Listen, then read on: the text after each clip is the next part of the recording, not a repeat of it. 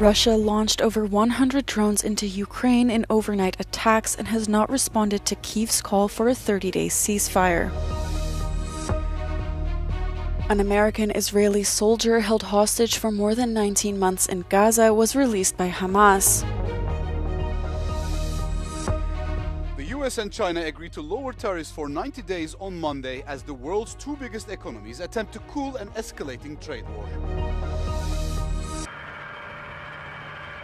Russia launched over 100 drones into Ukraine in overnight attacks, the Ukrainian Air Force said on Monday, killing at least one person in Sumy. The attacks come after Kyiv and several of its European allies called on Russia to implement an unconditional 30-day truce starting on Monday, which the Kremlin has not responded to. Ukrainian President Volodymyr Zelensky said he's ready to meet his Russian counterpart Vladimir Putin face-to-face in Turkey on Thursday, but reiterated Ukraine's proposal for the ceasefire to start before the negotiations. Kremlin spokesman Dmitry Peskov has refused to say who might travel to Istanbul from the Russian side. Now, Germany is warning Moscow to respond to the ceasefire proposal by midnight or face new sanctions. Peskov reacted to the remarks, saying that ultimatum language in the talks with Russia is unacceptable.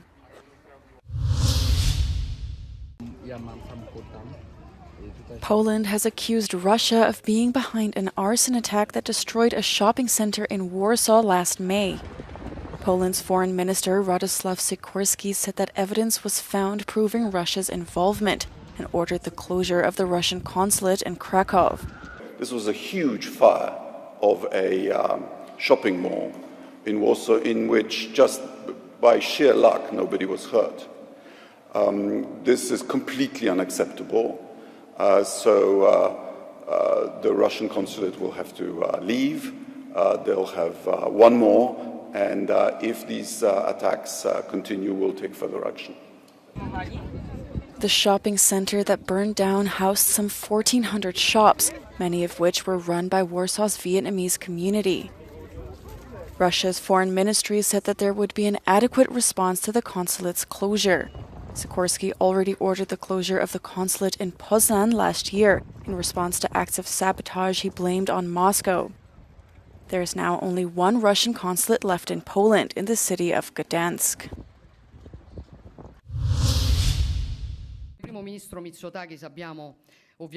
The second intergovernmental summit between Italy and Greece started in Rome on Monday.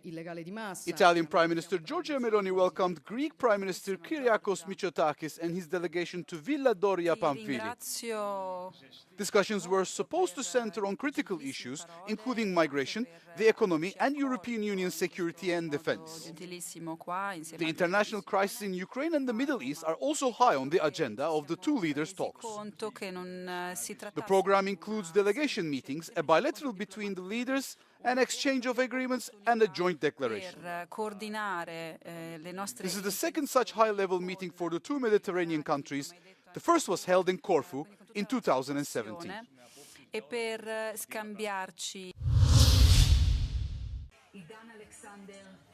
An American-Israeli soldier held hostage for more than 19 months in Gaza was released by Hamas on Monday.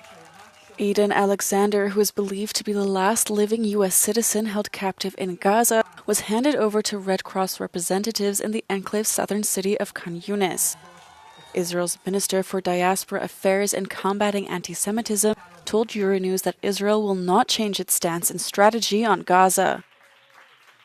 We know about 21 hostages that we know that they are alive. We have 3 that they are in. We have no signs that they are neither killed or neither alive, so we are not certain. And then the rest are considered to be not alive.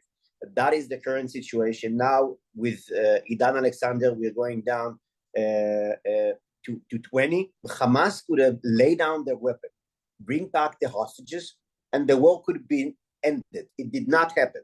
So we need to continue the war to dismantle Hamas. Hamas is calling the release of Alexander a goodwill gesture towards the Trump administration that could lay the groundwork for a new ceasefire with Israel. The Israeli government insists that his release was possible due to the military pressure on Hamas, which it is not planning to ease up. We cannot afford ourselves another October 7th. We cannot afford ourselves a situation in which Hamas is rebuilding its military capabilities. We cannot allow living next to Hamas. We tried for more than a decade. We have tried to see maybe with economic benefits, with some sort of agreements, we can live nearby Hamas and to keep some, let's say, balance, and they will build their own state in Gaza. And we saw what happened. Since a ceasefire between Israel and Hamas collapsed in mid-March, Israel has taken control of further territory in the Strip, which now amounts to roughly 50% of Gaza. The US and China agreed on a temporary tariff suspension on Monday after talks in Geneva aimed at de-escalating the trade dispute between the two countries. Starting Wednesday, 14th of May, US tariffs on China will fall to 30%, while US goods exported to China will be subject to duties of 10% for 90 days. US Treasury Secretary Scott Bessent said the two sides seek more balanced trade, while neither wants an embargo or decoupling. The consensus from both delegations this weekend is neither side wants a decoupling. And what had occurred with these very high tariffs, as Ambassador Greer said, was the equivalent of an embargo, and neither side wants that. We do want trade. We want more balanced trade, and I think that both sides are committed to achieving that. We would like to see China open to more U.S. goods. Future talks will involve Bessent, Trade Representative Jamieson Greer, and Chinese Vice Premier Fe Lifang. The deal eases tensions following a series of tariff hikes announcements by U.S. President Donald Trump in April.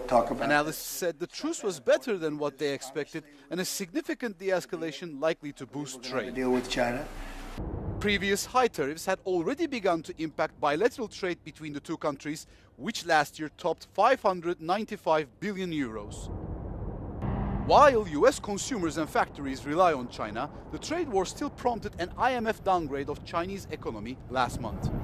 While this temporary pause offers relief, underlying US-China economic tensions remain. Eurogroup President and Irish Finance Minister Pascal Donahue welcomed the move of the United States and China agreeing to drastically roll back tariffs for 90 days. In an exclusive interview with Euronews, he called it a promising development for EU-US relations. It's extremely encouraging. It is also a reminder of the volatility of the era that we are in. But amidst that volatility, China and the US clearly recognizing the value of trade and how that particular trade relationship can have such a significant effect on the performance of their own economies. And I see that as being a positive signal, but it's also very obvious there's a whole lot of work that now has to flow from that, particularly then in terms of the engagement that the EU has with the US. When it comes to the ongoing negotiations between the EU and the US on tariffs, the Irish Finance Minister approves the European Commission's gradual approach as it seeks to build a consensus. And he clearly opposes the idea of the EU targeting digital services. Ireland and I have long-standing concerns regarding the role and use of digital services taxes, and my sense is that in the debate that is now taking place at the moment, it is understood as an option, but it's also understood as an option that could have very significant consequences. Donahue also believes on the development of the digital dimension of the European single market. You can listen to the full interview on the Europe Conversation this Thursday.